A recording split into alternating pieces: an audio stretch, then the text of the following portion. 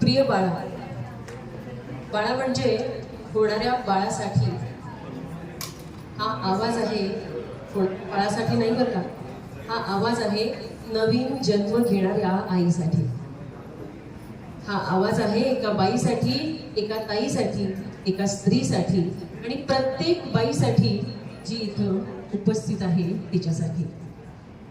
आता तुम्हाला प्रश्न असा असेल की हे पत्र कोणी लिहिलंय आणि आपल्याशी कोण बरं बोलतंय? तुमच्या सगळ्यांनाच हा प्रश्न नक्कीच असेल. आम्ही साऱ्या मिळून लिहितोय तुमच्यासाठी हे पत्र. तुमची आई, तुमची आजी, तुमची काकू, तुमची सासू अशा सगळ्याच जणी मिळून. थोडक्यात काय, जुन्या पिढीचं पत्र नव्या पिढीसाठी. जुनी पिढी म्हणजे आम्ही आता हयात नाही बरं का, अशा तुमच्या आमच्या आजी, काकू, मावशी, आम्ही. हा आजचा सोहळा बघून आम्ही पण म्हणालो असतो, बाई आमच्या वेळी असं काही नव्हतं, आम्ही काही असे नाचले बिचले नव्हतो, आमच्या वेळी कुठले आलेत असले कौतुकाचे सोहळे, रांधावाडा, उष्टी काढा आणि मूल जन्माला आला की त्याचं सगळं आवडत बसतं. आम्ही बोलत आहोत 19व्या 20व्या अगदीच म्हणाल तर 16व्या शतकातल्या पासून तर झाली आमची ही ओळख. आम्ही तुमच्याशी बोलतोय. जन्मबाईचा सोपा नसतोच मुळी, जन्मबाईचा सोपा नसतोच मुळी. आता वाटतं आम्हाला तुमचा सोपा असेल, पण नाही बरं का. आमचे प्रश्न वेगळे होते, आमच्या लढाया वेगळ्या होत्या, आमच्या अस्तित्वासाठी होत्या. डोक्यावरच्या पदरातून डोईवर काढताना आमच्या माना दुखल्या, पण तुम्ही आज ताठ मानेने जगत आहात. पण तुमचे प्रश्नही तसेच आहेत बरं का.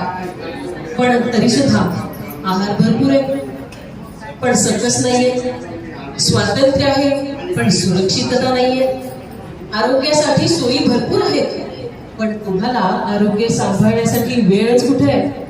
आमचे आरोग्य जाता घरच्या ओव्यांमध्ये विरलो. आजकाल आरोग्य सांभाळणं तसं अवघड झालंय. आमच्या वेळी सगळे मिळून सांभाळून आरोग्य आपोआप सांभाळलं जायचे. कधी जात्यावरच्या ओव्या, कधी आडाचं पाणी शेंदून, कधी नदीवर जाऊन ओव्या गाणी म्हणत आमचं आरोग्य सांभाळलं जायचं. आता जास्त काही न सांगता इतकंच म्हणेन, बायांनो स्वतःला जपता जपता संसार जपा एवढंच. आता मी नवीन पिढीला एवढं सांगेन, संसार जपता जपता आधी स्वतःला मात्र जपा बरं का. कारण तुमच्या खांद्यावर घराचा डोलारा उभा आहे. आपल्या संस्कृतीने सुद्धा आपल्याला आधी हळद आणि मग कुंकू लावायचा वसा दिलेला आहे.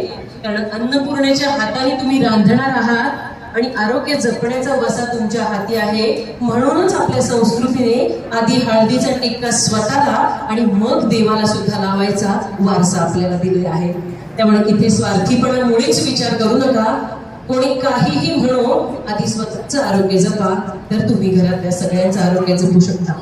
आमची अपेक्षा एवढीच, जमेल तेवढ्या परंपरा सांभाळा आणि संस्कृती जपा.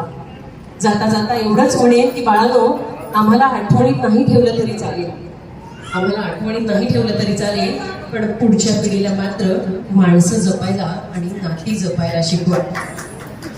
मी हल्ली असं ऐकलंय, पति समझदार हो तो मकान बनता है, पत्नी समझदार हो तो मकान का घर बनता है, दोनों समझदार हो तो घर का मंदिर बनता है, बच्चे समझदार हो तो मंदिर का स्वर्ग बनता है, और एक साथ सारे समझदार हो तो घर स्वर्ग से भी सुंदर बनता है. तेव्हा आपण जुन्या पिढीचा हा वारसा, आशीर्वाद आपण जपून आपलं आरोग्य जपूया. आणि घराचं मानसिक आरोग्य जपलं की सगळं आपसूक जपलं जातं. तेव्हा आपण आपल्या आजी पंजीच्या पण आधीच्या काळातल्या आपल्या सगळ्या महिलांच्या ऋणात राहूया आणि त्यांच्यासाठी त्या टाळ्या वाजवूयात का? धन्यवाद.